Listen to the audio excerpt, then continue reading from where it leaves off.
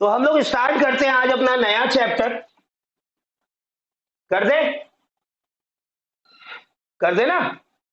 चलो कर देते हैं, आप कह रहे हो नहीं कह रहे हो। ठीक है। ग्रेविटेशन क्या होता है? ग्रेविटेशन ग्रेविटेशन जो है भैया, मोटे मोटे में समझो, इट इज अ फोर्स। ठीक है। अब बात आती है भैया, फोर्स दो तरह के होते हैं, एक अट्रैक्ट करता है, एक धक्का देता है, रिपेल करता है। It is only only only force of attraction. ध्यान रख लेना प्लीज। ग्रेविटेशन में कभी भी रिपेल करने की आदत नहीं है। ठीक है। ये वैसा फोर्स है, ये ऐसा फोर्स का जो सिर्फ और सिर्फ सद्भावना में यकीन रखता है, सबको अपनी तरफ बुलाता है, धकेलता किसी को नहीं है। ये वो फोर्स है नेचर का जो किसी को भी दूर धक्का नहीं देता, सबको अपनी तरफ अट्रैक्ट करता है, अपनी तरफ खींचता है। ठीक है। तो फोर्स ऑफ अट्रैक्शन है भैया ग्रेविटेशन। ठीक है। किसके बीच में लगता है भैया? Between any two bodies. कोई भी दो बॉडीज के बीच में लग जाता है। कोई भी दो बॉडी रख दो, पास पास रख दो, दूर दूर रख दो। ठीक है। ग्रेविटेशन जो है भैया, फोर्स ऑफ अट्रैक्शन है बिटवीन एनी टू। ठीक है। जिनके पास क्या होना चाहिए? इनके पास एक तो मास होना चाहिए। ठीक है। और कुछ भी होना जरूरी है। इनके पास मेटीरियल मास होना चाहिए। मेटीरियल मास होना जरूरी है। फोटोन्स के बीच में नहीं लगता ग्रेविटी। फोटोन्स के बीच में ग्रेविटी नहीं लग सकती। ग्रेविटी लगेगा सिर्फ और सिर्फ मेटीरियल बॉडीज के बीच। ठीक है। सिंपल सी बात है। तो ग्रेविटेशन क्या है भैया? फोर्स ऑफ अट्रैक्शन है कोई भी दो मेटीरियल ऑब्जेक्ट्स के बीच में। राइट। अच्छा। तो भैया इस ग्रेविटेशन को स्टडी किसने किया? हमारे सर आइजैक न्यूटन ने। अब एक मजेदार बात बता दूं आपको, ये जो ग्रेविटेशन था, जो कैलकुलस आपने पढ़ी, जो न्यूटन की लॉज ऑफ मोशन पढ़ी, मैंने शायद पहले भी आपको बताया था। जैसे हमारा अभी पेंडेमिक चल रहा है कोरोना, वैसे उस समय पेंडेमिक चला था सर आइजैक न्यूटन के टाइम में, उसका प्लेग का। ठीक है। एंड प्लेग पेंडेमिक के दौरान उन्होंने ये पूरी पूरी थ्योरीज डेवलप की थी। प्लेग पेंडेमिक के दौरान उन्होंने पूरी की पूरी थ्योरीज डेवलप की थी। और थ्योरीज डेवलप करने के बाद उन्होंने ये सारी की सारी law of motion, calculus, gravitation 18 months के अंदर पॉइंट आउट की थी। It was only in 18 months. 1667 में शायद पब्लिश की थी उन्होंने बुक प्रिंसिपिया। उस प्रिंसिपिया के अंदर उन्होंने बहुत सारी चीजें दी। ठीक है। तो सर आइजैक न्यूटन की जो लॉ ऑफ ग्रेविटेशन थी, Newton's universal law, Newton's universal law के पीछे बेसिस क्या था ये भी बताया तो। न्यूटन्स यूनिवर्सल लॉ में जो इनवर्स स्क्वायर लॉ निकाली थी कि डिस्टेंस के स्क्वायर के इनवर्सली प्रोपोर्शनल होता है, उसमें उन्होंने क्या किया? उसमें उन्होंने सेंट्रीपिटल फोर्स,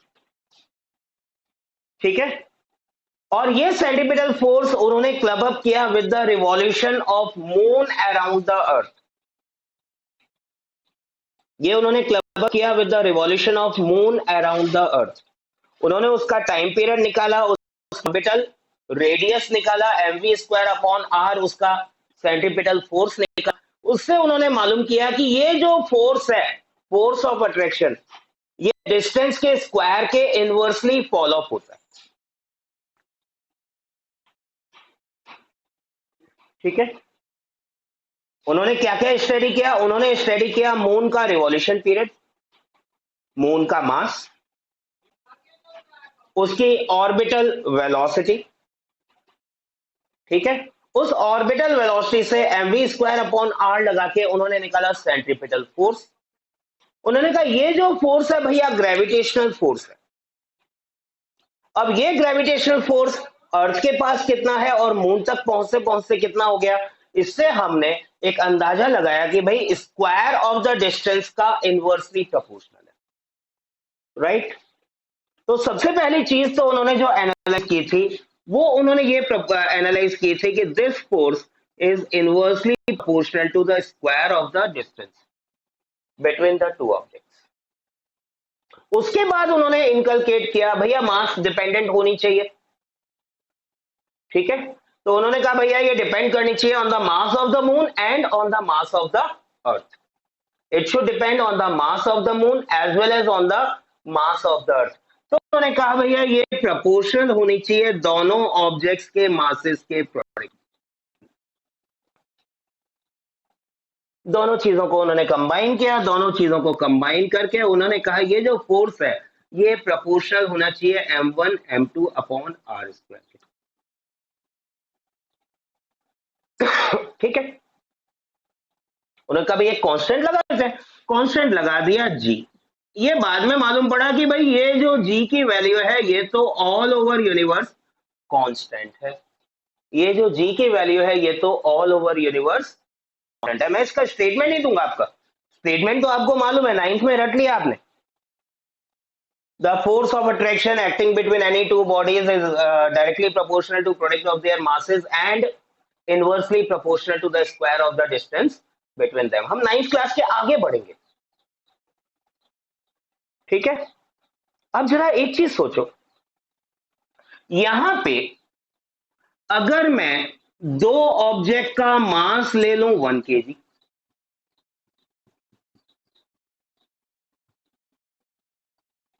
अगर मैं दोनों ऑब्जेक्ट्स का मास ले लूं 1 kg और इन दोनों के बीच में डिस्टेंस कर दूं 1 मीटर, मैं दोनों ऑब्जेक्ट का मास ले लूं भैया एग्जैक्टली 1 kg, काटो काट, ठीक है, और नाप के दोनों के सेंटर्स रख दूं 1 मीटर अपार्ट, राइट। तो फोर्स जी के इक्विवेलेंट हो जाएगा क्या? Force will be equivalent to G, right. तो जरा ध्यान से सुन लेना पहले, फिर हम इसको नोट करेंगे। यूनिवर्सल ग्रेविटेशनल कांस्टेंट को डिफाइन कैसे किया गया है? यूनिवर्सल ग्रेविटेशनल कांस्टेंट को डिफाइन करने के लिए उन्होंने बोला कि अगर दो ऑब्जेक्ट 1 kg ईच की 1 मीटर अपार्ट रख दी जाए, उनके बीच में एक्ट करने वाला force in Newton's will be universal gravitational constant, ठीक है। क्या है यूनिवर्सल ग्रेविटेशनल कांस्टेंट जी? डेफिनेशन क्या है इसकी?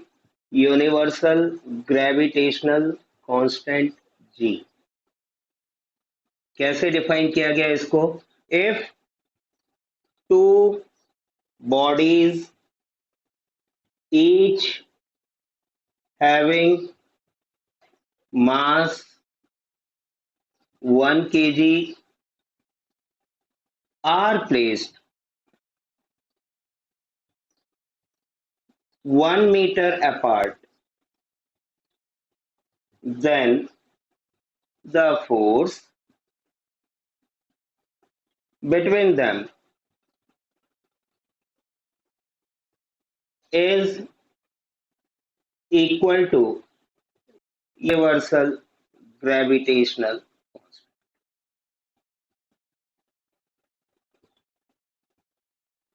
ठीक है क्या?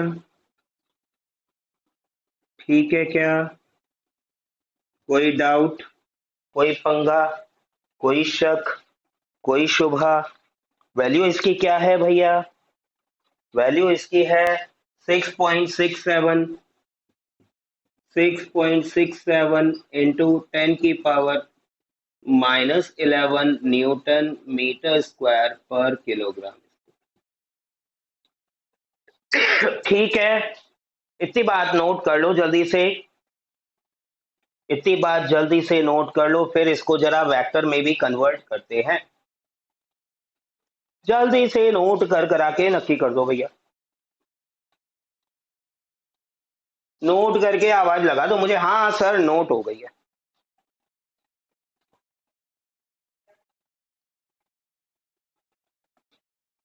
हो गई क्या? हो गया?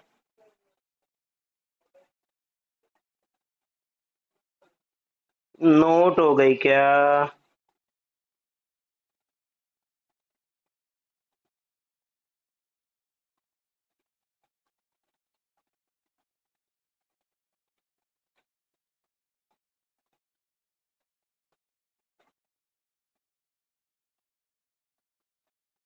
मिटा दूं? क्या बात है, आज ये क्लास इतनी चुप चुप कैसे है? मेरी आवाज आ रही है क्या? मिटा दूं? ये 11 लोग इतने चुप क्यों हैं, मौन व्रत क्यों रखे हुए हैं? ओके, अब बारी आती है फिगर बनाने की, जिसमें मुझे बहुत जोर आता है। काश ऑफलाइन स्कूल चल रहे होते तो आप में से किसी को बुला के बोर्ड पे बनवा लेता। अच्छा, ऑफलाइन स्कूल स्टार्ट होने के बाद कितने लोग मेरी मदद करेंगे बोर्ड पे डायग्राम बनाने में? कौन कौन रेडी है? न्यूटन्स लॉ ऑफ ग्रेविटेशन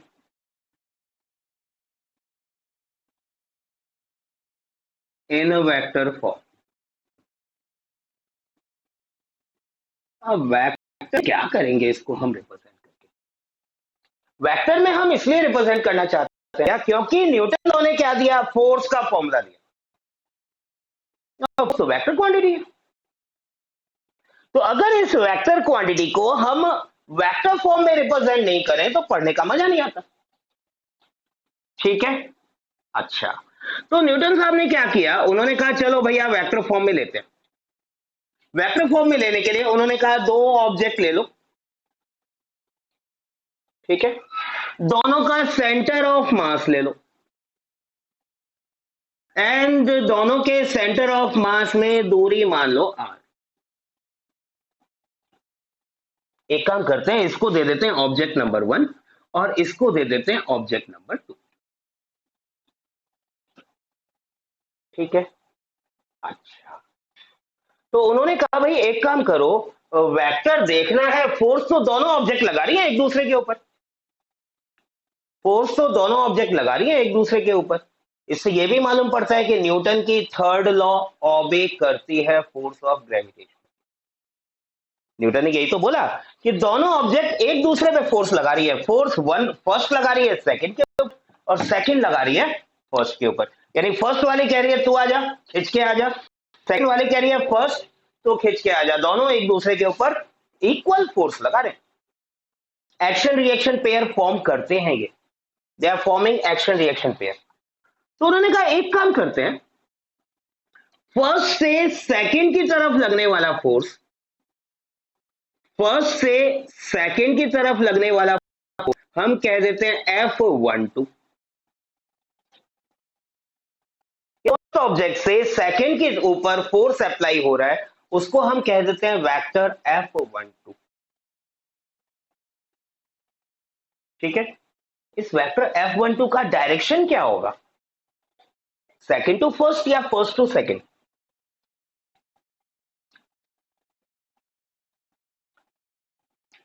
अरे भैया, फर्स्ट ऑब्जेक्ट, ये फर्स्ट ऑब्जेक्ट इनके ऊपर फोर्स लगा रही है खींचने का, फर्स्ट ऑब्जेक्ट, ये फर्स्ट ऑब्जेक्ट सेकंड को खींच रही है, तो डायरेक्शन ऑफ फोर्स कैसा है F12, किस साइड है, 2 to 1। तो फोर्स का डायरेक्शन है 2 to 1। ठीक है, उन्होंने कहा भाई फर्स्ट से सेकंड की तरफ जा रहे हैं, एक वेक्टर ले लेते हैं इस लाइन के लिए, इस लाइन के लिए एक वेक्टर ले लेते हैं R12। इस लाइन को वेक्टर नोटेशन में हम रिप्रेजेंट कर देते हैं R12। ठीक है, अच्छा, एक्शन रिएक्शन पेयर है भैया, तो यहां पे सेकंड ऑब्जेक्ट जो फर्स्ट के फोर्स लगाएगी, इसको हम नाम दे देते हैं F21, और F2 का फोर्स का डायरेक्शन क्या होगा, खींच रही है, सेकंड ऑब्जेक्ट फर्स्ट को खींच रही है, it will be in direction 1 to 2। और जब सेकंड ऑब्जेक्ट के लिए हम बात कर रहे हैं तो ऑब्वियसली सेकंड से फर्स्ट की तरफ जाएंगे, जो पोजीशन वेक्टर बनेगा वो इस डायरेक्शन में बनेगा, इसको हमने नाम दे दिया R21। पहले जरा ये 4 वेक्टर का घालमेल दिमाग में डाल लो जल्दी से, क्योंकि ये चारों वेक्टर ही हैं जो कंफ्यूज करने वाले हैं। ये चारों वेक्टर हैं जो कंफ्यूज करेंगे। देखो भैया सिंपल सी बात है, F12 जो है इसका डायरेक्शन तो आ रहा है सेकंड से फर्स्ट की तरफ, F12 वेक्टर का डायरेक्शन तो आ रहा है सेकंड से फर्स्ट की तरफ, लेकिन जब हम फर्स्ट ऑब्जेक्ट के द्वारा लगने वाले फोर्स की बात कर रहे हैं तो पोजीशन वेक्टर जा रहा है फर्स्ट से सेकंड की तरफ। तो ये जो पोजीशन वेक्टर है और फोर्स वेक्टर है दोनों अपोजिट हैं डायरेक्शन में। जो पोजीशन वेक्टर है और जो फोर्स वेक्टर है दोनों का डायरेक्शन एक दूसरे से बिल्कुल अपोजिट है, 180 डिग्री। ठीक है क्या? ठीक है, हजम हो गई? किसी का हाजमा खराब हो तो जल्दी बता दो। अरे ये हजम हो गई का? हजम हो गई ना पक्का? अब देखो F12 के लिए इन्होंने कहा कि अगर हम F12 वेक्टर लिखना चाहे तो हम क्या करेंगे भैया? हम कहेंगे G ले लो, M1 M2 ले लो अपॉन R स्क्वायर ले लो, और ये R2 वेक्टर इससे अपोजिट डायरेक्शन में, R12 वेक्टर इससे अपोजिट डायरेक्शन में, तो इसका नेगेटिव यूनिट वेक्टर साथ में चिपका दो।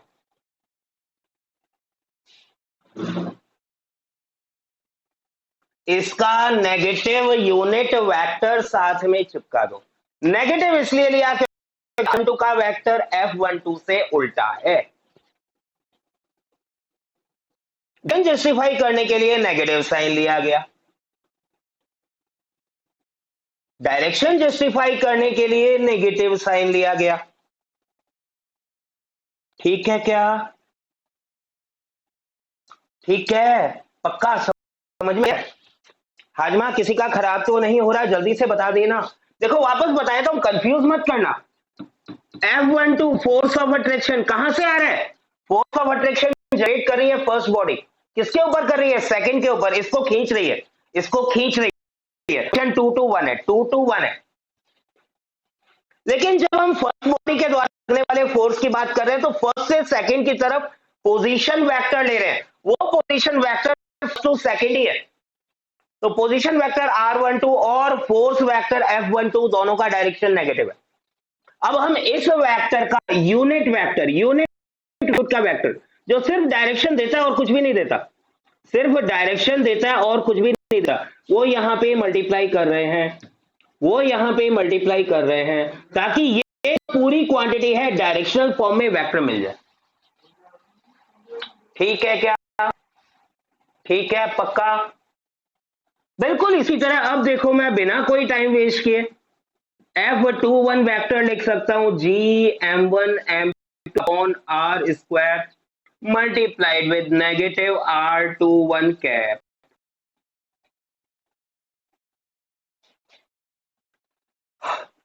है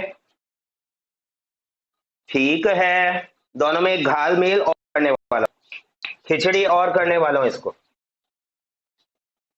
इसको थोड़ी सी खिचड़ी और करने वाला हूं, कर दूं? इतना हजम हो गया हो तो बताओ फिर आगे खिचड़ी की जाए। अतरा हजम हो गया हो तो बता दो जल्दी, फिर आगे खिचड़ी की जाए, फिर वो खिचड़ी हजम हो जाएगी पक्का। ये हमने चावल पका लिए हैं, बस इसमें आलू टमाटर डालना बाकी है। ठीक है, वो आलू टमाटर और डाल देते हैं। देखो देखो भैया बड़ी सिंपल सी बात है, ये जो आर यूनिट वेक्टर है, मैं नेगेटिव साइन नहीं ले रहा, अभी नेगेटिव साइन नहीं ले रहा हूं, मैं सिर्फ कह रहा हूं R12 cap, unit vector R12 cap, क्या मैं इसको लिख सकता हूं R12 वेक्टर अपॉन R? बताओ बताओ बताओ बताओ। अरे भाई यूनिट वेक्टर निकालने का तरीका यही तो था, हमने ये कहा था कि उस वेक्टर को उसके मैग्नीट्यूड से डिवाइड कर देंगे तो हमें सिर्फ एक unit vector in direction of that vector मिल जाएगा। ठीक है, ठीक है, तो R12 कैप को हम R12 vector upon R vector का मैग्नीट्यूड, जो कि यही R है, ठीक है। और ऐसे ही R21 cap not vector will be R21 vector upon R। इसका फायदा क्या होगा? जनरलाइजेशन मिल जाएगा, देख लो, जनरलाइजेशन मिल जाएगा, देख लो, मजा आ जाएगा इससे। ये हमने आलू टमाटर मिलाए, मसाला मिलाया, टेस्ट बढ़ जाएगा, जनरलाइजेशन मिल जाएगा। इन जनरल हम क्या कह रहे हैं, यहां पे देखो R12 कैप मैं प्लेस कर रहा हूं, F12 वेक्टर ये होगा भैया GM1M2 upon R cube into R12 vector with negative sign. ये GM1M2 अपॉन R स्क्वायर ये तो एज इट इज क्यूब किया है मैंने। क्यों किया है? क्योंकि ये अपॉन वाला R आके मल्टीप्लाई हो गया और R12 कैप को मैंने इससे रिप्लेस है तो R12 वेक्टर आ गया। नेगेटिव साइन इसलिए आ रहा है भैया बिकॉज फोर्स का डायरेक्शन R12 कैप के R12 वेक्टर के अपोजिट है। ठीक है, क्लियर है? पक्का? कोई डाउट तो नहीं? डाउट हो तो बोल देना। 11th क्लास डाउट हो तो बोल देना प्लीज। पक्का पक्का? हेलो हेलो बोल के, डाउट है तो जल्दी बोल के और कर लो फटाफट से।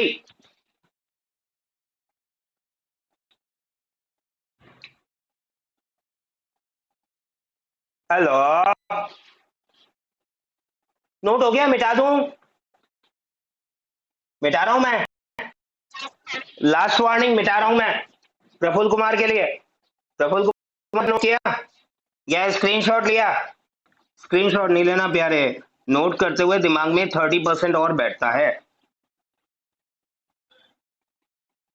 ठीक है, अब भैया ऐसा है, न्यूटन लॉ हमने वेक्टर फॉर्म में तो रिप्रेजेंट कर ली।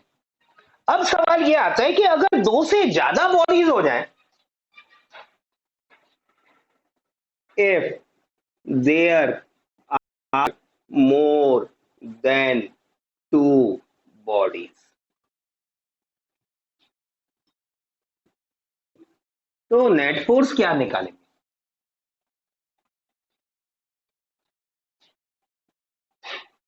अरे भैया अभी तक तो हमें आदत है ना, कोई भी सिस्टम में नेट फोर्स देख के चलते। नेट फोर्स क्या है? अब अगर मान लो भैया यहाँ पे बॉडी आ जाए, बॉडी नंबर 1, ठीक है, कुली नंबर 1 मत बोलना, ये बॉडी नंबर 2 और ये आ गई, मान लो चलो यहां लेते हैं बॉडी नंबर 3। तीनों बॉडी के बीच में नेट ग्रेविटेशनल फोर्स कितना होगा भैया ये बताओ। तो उसके लिए क्या है भैया, न्यूटन साहब ने एक सुपर पोजिशन प्रिंसिपल दिया और ये सुपर पोजिशन ध्यान रखना यही काम में नहीं आएगा, ये सुपर पोजिशन वेव्स में भी काम में आएगा, साउंड में भी काम में आएगा, नेक्स्ट ईयर इलेक्ट्रोस्टैटिक्स में भी काम में आएगा। सेम प्रिंसिपल बार बार अप्लाई होगा, तो इस सुपर पोजिशन प्रिंसिपल को यहीं पे क्लियर कर लेना please. Same super position electric forces में भी काम में आने वाला है, मैग्नेटिक फोर्सेस में भी काम में आने वाला है, as well as superposition of sound waves में भी काम में आने वाला है। ठीक है ना, राइट? साउंड वेव्स में, लाइट वेव्स में थोड़ा सा बस मेथड अप्लाई करने का चेंज हो जाएगा, बट बेसिक थिंग वही रहेगी। तो इस सुपर पोजिशन को प्लीज यहीं पे बिल्कुल क्लियर कर लेना, सुपर पोजिशन प्रिंसिपल क्या क्या। अब इस सुपर पोजिशन प्रिंसिपल ने पहली बात तो ये बोली, देखो इस चीज को थोड़ा अलग तरीके से समझो, ये राम श्याम मोहन, ठीक है, पहला मान लो राम, दूसरा मान लो श्याम, तीसरा मान लो मोहन। ठीक है, राम श्याम का दोस्त है, मोहन का भी दोस्त है। श्याम मोहन नहीं पहचानते दोनों एक दूसरे को। राम जो है, लिख देता हूं यार, कंफ्यूज मत हो, ये पहले को मैं नाम देता हूं राम, इसको मैं नाम देता हूं श्याम और इसको मैं नाम देता हूं मोहन। ठीक है, तो राम श्याम का दोस्त, राम मोहन का दोस्त। ठीक है, अब होता है ना दोस्तों में बातें होती है, तो वही श्याम से राम की बात हुई, भाई मुझे मोहन के साथ मूवी जाना है। श्याम ने कहा तू जाने, तेरा काम जाने। मतलब राम और मोहन के बीच में जो भी कोई प्रोग्राम बन रहा है, श्याम को उससे कोई नहीं। राम और श्याम के बीच में जो प्रोग्राम बन रहा है, मोहन को उससे कोई नहीं।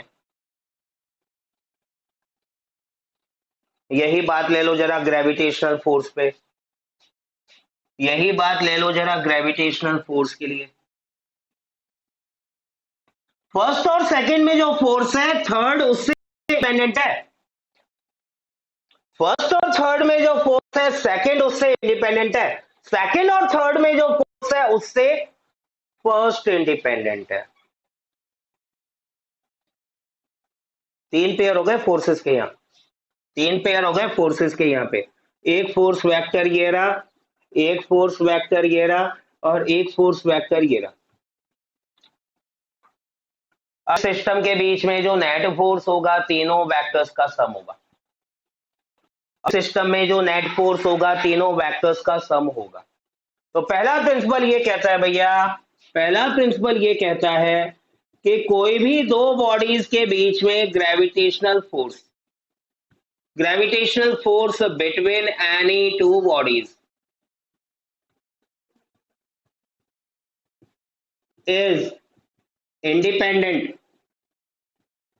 is independent of presence of any third body। मतलब बड़ी सिंपल सीधी सी बात है भैया। फर्स्ट और सेकंड के से किसी भी डिस्टेंस पे थर्ड ऑब्जेक्ट अगर है, इन दोनों के बीच का जो ग्रेविटेशनल फोर्स है वो उतना का उतना रहेगा, इससे इफेक्ट नहीं होगा। ऐसा नहीं होगा कि इन दोनों के बीच में लगने वाला फोर्स थर्ड के आने से चेंज हो जाए। फर्स्ट और सेकंड के बीच में लगने वाला फोर्स थर्ड के आने से बिल्कुल चेंज नहीं होगा। फर्स्ट और सेकंड के लगने वाला फोर्स थर्ड के आने से बिल्कुल चेंज नहीं होगा। उन दोनों के बीच का फोर्स वही रहेगा। सेकंड और थर्ड के बीच में लगने वाले फोर्स के ऊपर फर्स्ट का कोई इफेक्ट नहीं है। फर्स्ट और थर्ड के बीच में लगने वाले फोर्स का के ऊपर सेकंड का कोई भी असर नहीं है। So all the forces are acting independently. All gravitational forces between any two objects are acting independent। वो दो ऑब्जेक्ट के बीच में लगने वाला फोर्स थर्ड ऑब्जेक्ट की प्रेजेंस को ही नेग्लेक्ट कर देता है कि ठीक है थर्ड ऑब्जेक्ट तो प्रेजेंट होगी तो फर्स्ट के ऊपर फोर्स लगा ले, फर्स्ट तेरे ऊपर फोर्स लगा ले, बट हमारे बीच में तो उतना ही फोर्स, हमारे बीच में उतना ही फोर्स रहेगा। ठीक है। सेकेंड सुपरपोजिशन प्रिंसिपल ये कहता है भैया, सेकेंड ये कहता है कि net force of system can be obtained by vector sum of all gravitational forces।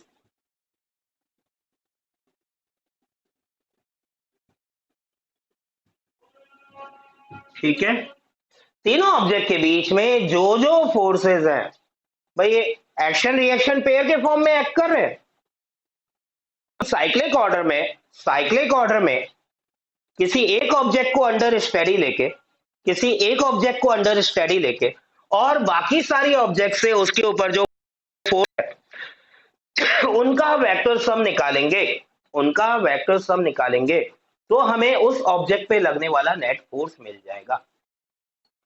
जैसे यहां मेरे से कहा जाता भैया फर्स्ट ऑब्जेक्ट पे नेट ग्रेविटेशनल फोर्स कितना है निकालो, तो मैं क्या करता भैया फर्स्ट ऑब्जेक्ट को कौन खींच रहा है, थर्ड खींच रही है, कितने फोर्स से खींच रही है, ये खींच रही है F3 फोर्स से। फर्स्ट ऑब्जेक्ट को सेकंड ऑब्जेक्ट भी खींच रही है, कितने फोर्स से खींच रही है, F2 फोर्स। इन दोनों वेक्टर के बीच का एंगल थीटा लेके मैं वेक्टर सम दोनों का निकाल सकता हूं। ध्यान है ना, R1 square resultant was F21 square plus F31 square plus twice F21 F31 cos theta. Resultant vector का बताया था ना मैग्नीट्यूड निकालने का तरीका, रिमेंबर इट, ध्यान है, फॉर्मूला भूल गए, root A square plus B square plus twice A B theta. Vector से अभी तक पूरी दोस्ती नहीं की है, अभी तक झगड़ा ही चल रहा है उनसे। कब खत्म होगा ये झगड़ा? ठीक है क्या? सुपरपोजिशन प्रिंसिपल क्लियर है? अरे बोल दो भैया, कोई दिक्कत तो नहीं। काली माता की कसम, कोई दिक्कत हो तो बोल देना जल्दी से। सबको काली माता की कसम दे रहा हूं, जल्दी बोल दो। कोई कोई दिक्कत नहीं? पक्का? मिट, मिटा दूं? लास्ट वार्निंग, मिटा रहा हूं, मिटा रहा हूं। अरे तुम लोग बोलते नहीं हो यार, बड़े नकटे हो यार, वेरी बैड। हेलो, मिटा दिया? अब क्या बोल रहा है मिटा दो? मिटा दिया अब तो, ठीक है। तो भैया न्यूटन ने एक और बड़ी फेमस थ्योरम दी है ग्रेविटेशन से रिलेटेड। तो नाइन्थ क्लास में तो आपको बिल्कुल कचरा पकड़ा दिया था कि ये स्टेटमेंट पकड़ो, ये एप्लीकेशन पकड़ो, याद करते रहो, ठीक है। एनीवे, न्यूटन एक शेल थ्योरम भी दी भैया, न्यूटन्स शेल थ्योरम, ठीक है। अब ये शेल वो समुद्र के किनारे मिलने वाली शेल से मत रिलेट कर लेना, वो वाली शेल की बात नहीं की इसने। सी शेल से रिलेट मत करना प्लीज, ठीक है। राइट, शेल क्या बोला? शेल थ्योरम में उसने ये बोला भैया, दो केस हैं, दोनों केस समझ लो फिर उनको नोट करते हैं। शेल थ्योरम में उसने ये बोला कि मान लो ये एक बड़ी सी ऑब्जेक्ट है, ठीक है। अरे यार ये गोला, ठीक है, ये एक बड़ी सी, राइट। अच्छा, इसके पास में, इससे थोड़ी दूरी पे, ज्यादा दूरी पे, कहीं पे भी एक और ऑब्जेक्ट है, इसको नाम दे देते हैं, इसको नाम ए और बी दे देते हैं। नहीं यार उल्टा, इसको बी और इसको ई, ठीक है। अब इस शेल थ्योरम में ये बोला भैया कि अगर चाहे हॉलो हो चाहे सॉलिड हो बी, चाहे बी हॉलो हो चाहे सॉलिड हो, इसके बाद कोई ऑब्जेक्ट है, वापस कौन सी कंडीशन है? ऑब्जेक्ट कहां है अभी? तो अगर इसके बाद इसके ऊपर लगने वाला फोर्स, इसके ऊपर लगने वाला फोर्स कुछ इस अंदाज में लगेगा, नवाबी अंदाज में नहीं, कुछ इस अंदाज में लगेगा जैसे बी का पूरा मास उसके सेंटर पे है। वापस बात समझ में नहीं आई? भैया बड़ी सीधी सी बात है, एक ऑब्जेक्ट के बाहर अगर दूसरी ऑब्जेक्ट लगी रखी है, ठीक है, तो ये नवाबगंज से तो आई नहीं है, इसके ऊपर ग्रेविटेशनल फोर्स तो लगाएगी बी। ये ऑब्जेक्ट ए के ऊपर बी का ग्रेविटेशनल फोर्स तो लगेगा। ये बी क्या कहती है? ये कहती है मैं इस अंदाज में फोर्स लगाऊंगी जैसे मेरा पूरा मास मेरे सेंटर में कंसंट्रेटेड है, मैं कुछ इस अंदाज में फोर्स अप्लाई करूंगी जैसे मेरा पूरा मास मेरे सेंटर में कंसंट्रेटेड है। तो शेल थ्योरम का पहला स्टेटमेंट क्या हुआ भैया? If any object is placed outside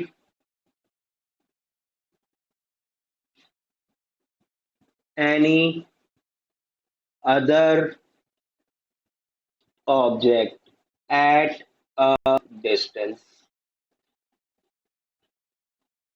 then the force of gravitation acts in such a way that the whole mass of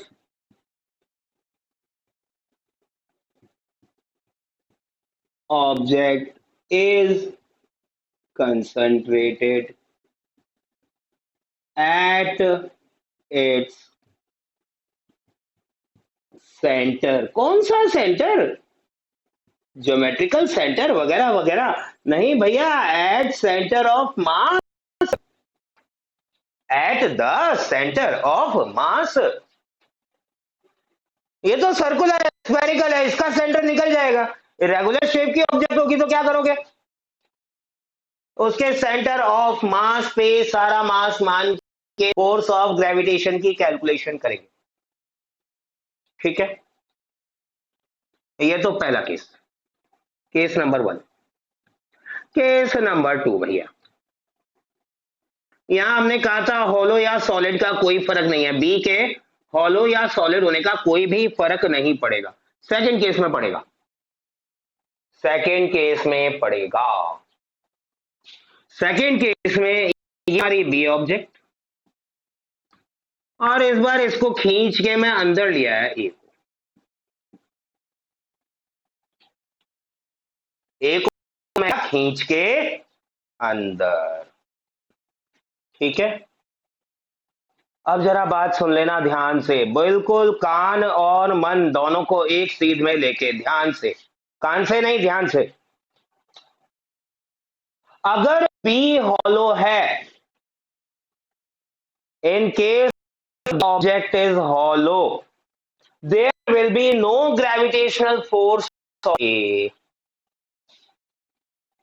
ध्यान से डाल लो, बी अगर हॉलो है, ए के ऊपर ग्रेविटेशनल फोर्स 0 है। बी ऑब्जेक्ट अगर हॉलो है और ए ऑब्जेक्ट उसके अंदर एम्बेडेड है, ए ऑब्जेक्ट अगर उसके अंदर एम्बेडेड है, तो बी ऑब्जेक्ट ए के ऊपर कोई भी ग्रेविटेशनल फोर्स नहीं लगाएगी, मना कर देगी। इस बार वो बिल्कुल मना कर देगी भैया कि मैं ग्रेविटेशनल फोर्स ना ही लगाऊं, ये तो मेरे अंदर आ गई और मैं हूं hollow, I am hollow. But अगर बी सॉलिड है, अगर बी सॉलिड है, तो ए के थ्रू पास होने वाला बनाओ, तो ए ऑब्जेक्ट के थ्रू पास होने वाला सर्किल बनाओ, स्फीयर, सॉरी, ए ऑब्जेक्ट के थ्रू पास होने वाला स्फीयर बनाओ। इस स्फीयर के अंदर जितना मास है, स्फीयर के अंदर जितना मास है, उतने मास का ही ग्रेविटेशनल फोर्स ए के ऊपर लगेगा। बी ऑब्जेक्ट इरेगुलर होती तो क्या करते? सेंटर ऑफ मास लेते, सी। बी ऑब्जेक्ट अगर इरेगुलर होती या तो स्फेरिकल थी, स्फेरिकल थी। बी ऑब्जेक्ट अगर इरेगुलर होती शेप में, तो हम क्या करते? बी ऑब्जेक्ट का सेंटर ऑफ मास लेते, इस सेंटर ऑफ मास को सर्किल सेंटर मानते हुए, और ए ऑब्जेक्ट से पास होने वाला सर्किल पास करते। बाहर सारी ऑब्जेक्ट बेकार है, बाहर का सारा मास बेकार है। ए ऑब्जेक्ट से पास होने वाला वो स्फीयर, ए ऑब्जेक्ट से पास होने वाला वो स्फीयर जिसका सेंटर बी का सेंटर ऑफ मास है, उतने स्फीयर का जितना मास होगा, उसी के कारण यहां पे फोर्स ऑफ ग्रेविटेशन लगेगा। ए ऑब्जेक्ट को क्रॉस करता हुआ, ए ऑब्जेक्ट को क्रॉस करता हुआ, बी ऑब्जेक्ट के सेंटर ऑफ मास को सेंटर मानता हुआ अगर एक स्फीयर ड्रॉ किया जाए, उस स्फीयर में जितना मास कंटेंट होगा, उसी मास ऑफ ग्रेविटेशन ए के ऊपर लगेगा। बाहर का मास बेकार हो गया, उसका कोई भी फोर्स ए पे नहीं लगेगा। ठीक है, ठीक है, तो सेकंड केस लिख लो, in case any object lies inside other hollow object, hollow होगी तब तो 0 होगा, सीधे कह सकते हो, any hollow object, then gravitational force will be 0, then gravitational force will be 0. But if the second object is solid, then the force of gravitation will be applied by only that amount of mass which is interior to the first body. अगर second object solid है, first object उसके अंदर लाई करता है, तो first object के अंदर की तरफ, फर्स्ट ऑब्जेक्ट से पास होने वाले स्फीयर से अंदर की तरफ जितना मास होगा उसी मास का ग्रेविटेशनल फोर्स एक्ट होगा. बोलो इतनी बात क्लियर है क्या? अरे भैया इसमें किसी का हाजमा खराब तो नहीं हुआ? जल्दी से बोल देना मेरे को. हेलो हेलो हेलो बोल के आजू बाजू ढोल के जल्दी से देख लो, कंफ्यूजन तो नहीं है. Hello hello. ठीक है, तो चलो आज की सभा यहीं समझे. ठीक है, दोपहर की